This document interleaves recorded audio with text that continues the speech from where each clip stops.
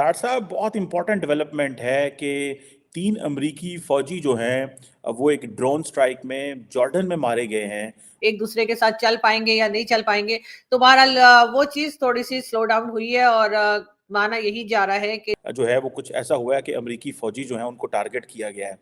तार साहब अमेरिका क्या कर सकता है? ये तो एक समझें कि डायरेक्ट और ये जो जिन लोगों ने मारा है सुनने में आया है कि वो ईरानी बैक्ड नॉन स्टेट एक्टर्स हैं। करेंगी दोनों कंट्रीज़ जो हैं वो यकीनन उनको टारगेट करेंगी और ये एक अच्छी बात है। मेरा ख़्याल है इसी तरह से जैसे हिंदुस्तान के साथ भी जो है पाकिस्तान को कोई इस किस्म की प्रेस कॉन्फ्रेंस या मीटिंग कर लेनी चाहिए या कोई तो अगर घर के अंदर हालात खराब हो तो फॉरेन पॉलिसियों पे बातें नहीं होती। उससे अगला पॉइंट मैं ये बताना चाहूंगा कि 3 हफ्ते से सेक्रेटरी ऑफ डिफेंस का कोई पता नहीं है, वो कहां है, किस हालत में है। तार साहब बहुत इम्पोर्टेंट डेवलपमेंट है कि 3 अमरीकी फ़ौजी जो हैं वो एक ड्रोन स्ट्राइक में जॉर्डन में मारे गए हैं और ये अमरीकी सदर बाइडेन ने भी कंफर्म किया है और कुछ लोग जो हैं वो ज़ख्मी भी हुए हैं। तार साहब कहा जाता है कि जब से गज़ा की जंग शुरू हुई है ये पहली दफ़ा जो है वो कुछ ऐसा हुआ है कि अमरीकी फ़ौजी जो हैं उनको टारगेट किया गया है। डॉक्टर साहब अमेरिका क्या कर सकता है? ये तो एक समझें कि डायरेक्ट और ये जो जिन लोगों ने मारा है सुनने में आया है कि वो ईरानी बैक्ड नॉन स्टेट एक्टर्स हैं। ईरान पहले इराक पे हमला कर चुका है, पाकिस्तान पे हमला कर चुका है, सीरिया पे हमला कर चुका है, अब वो जॉर्डन पे कर रहा है, हौथीस को वो बैक कर रहा है। आप इसको कैसे देखते हैं? इंडियन अमेरिकन जो फॉरेन पॉलिसी है, ये तो उसके लिए बहुत बड़ा टेस्ट केस बन गया है और ऐसे लग रहा है कई लोग ये भी कह रहे हैं कि अमेरिका को इंसाइट कर रहा है ईरान और शायद वो इस जंग में इन्वॉल्व करना चाहता है। आपका तज्जिया क्या है? How do you see sir American Washington क्या कह रहा है इस वक़्त सर? चीमा साहब, ये मैं आज बल्कि बताता हूं कि आज वॉशिंगटन डीसी की नब्ज क्या है, इस पे यहाँ पे चैटर क्या चल रहे हैं। बल्कि मैंने इस पे एक 10 पॉइंट लिखे हैं। पहले वो 10 पॉइंट मैं आपको बताता हूँ, फिर उसी 10 पॉइंट्स के ऊपर बात करते हैं। सबसे पहले तो ये बताना चाहूंगा कि ड्रोन से अटैक हुआ है, 3 मर चुके हैं, 30 जख्मी है या 34 जख्मी है, ये दो खबरें आ रही। दूसरे नंबर में ये कहना चाहूंगा 159 159 अटैक हो चुके हैं अमेरिकन एसेट्स के ऊपर। तीसरी, आपने खुद फरमाया कि ईरानी बेस थे। चौथी बात इस पे ये करना चाहूंगा कि हूती आउट ऑफ कंट्रोल है। वहां पे इन्होंने एक कोलिजन बनाया था और जब इन्होंने उस पे हमला किया तो आधा कोलिजन छोड़ गया था, आधे आधे ममालिक पीछे हट गए थे। उसके बाद ये अगली जो मैं बात बताना चाहूंगा कि अमेरिकन फॉरेन पॉलिसी इतनी कमजोर हो चुकी है कि इस वक्त इराकी जो 25,000 फौजी वहां 2500 जो वहां पे इस वक्त सोल्जर मौजूद हैं, उनको इराकी गवर्नमेंट ने कहा है in simple words, get the hell out of here, निकलो यहां से जल्दी। इतनी कमजोर हो चुकी है।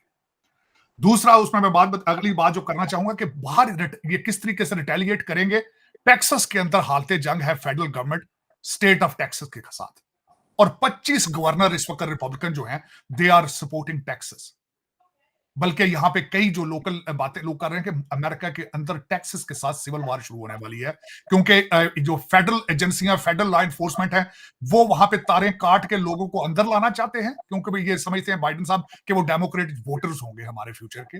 और दूसरा, टेक्सास के रिपब्लिकन या जितने रिपब्लिकन है वो समझते हैं कि ये सारा गांधा टेक्सास, ये सारा जो इलीगल इमिग्रेशन है, इसके अंदर जो लोग हैं वो ना सिर्फ इलीगल लोग आ रहे हैं बल्कि ड्रग्स आ रही हैं, टेररिस्ट आ रहे हैं।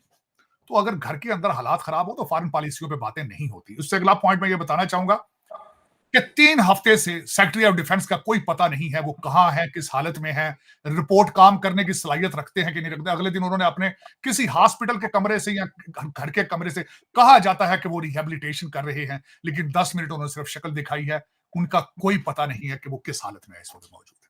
उनसे रेजिग्नेशन कोई इसलिए नहीं ले सकता क्योंकि he is hand picked by हमारे बराक ओबामा साहब की तरफ से। उसमें ये साथ एक और बात भी करना चाहूंगा, ये पहली दफा नहीं हुआ है, 2 नेवी सील अगले दिन रेड सी के अंदर वो भी मारे जा चुके हैं, उनकी बॉडियां मिल चुकी हैं।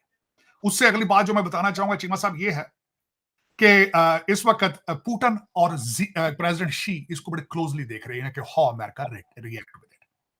उससे अगली बात जो मैं बताना चाहूंगा चीमा साहब, कि ना सिर्फ इस वक्त एलाइज आपका साथ इनका छोड़ चुके हैं, बल्कि डर रहे हैं कि जो खुद अपने आप को प्रोटेक्ट करने की सलाहियत नहीं रखते, वो हमारे साथ क्या करेंगे।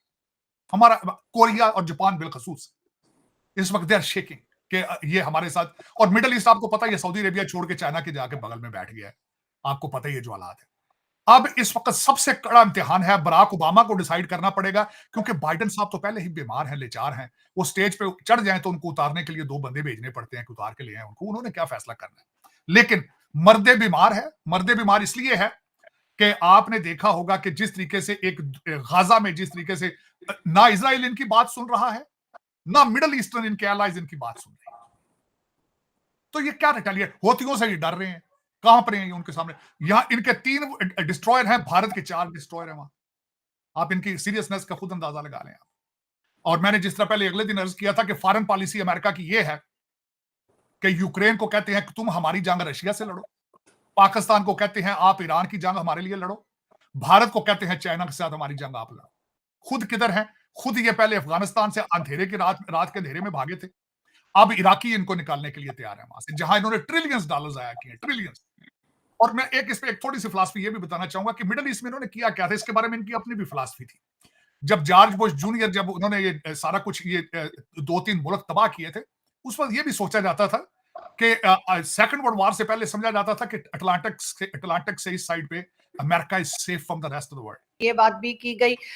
इसके साथ साथ इनकी प्रेस कॉन्फ्रेंस में जी ये भी बताया गया है कि पॉलिटिकल और सिक्योरिटी दोनों इन दोनों फील्ड में जो है ईरान और पाकिस्तान एक दूसरे के साथ मिलकर काम करेंगे। जो बड़ी टेंशन फैली हुई थी कि जी पता नहीं अब ईरान पाकिस्तान के टर्म्स कैसे होंगे और एक दूसरे के साथ चल पाएंगे या नहीं चल पाएंगे।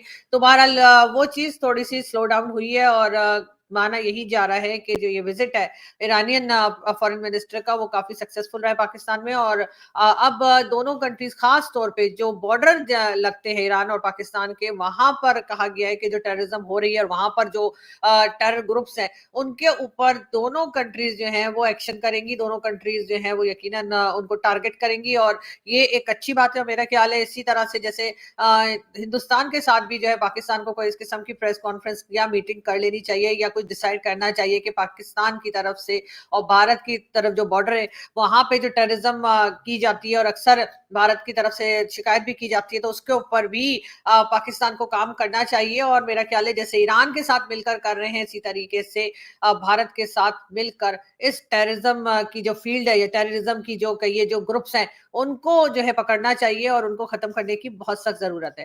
खैर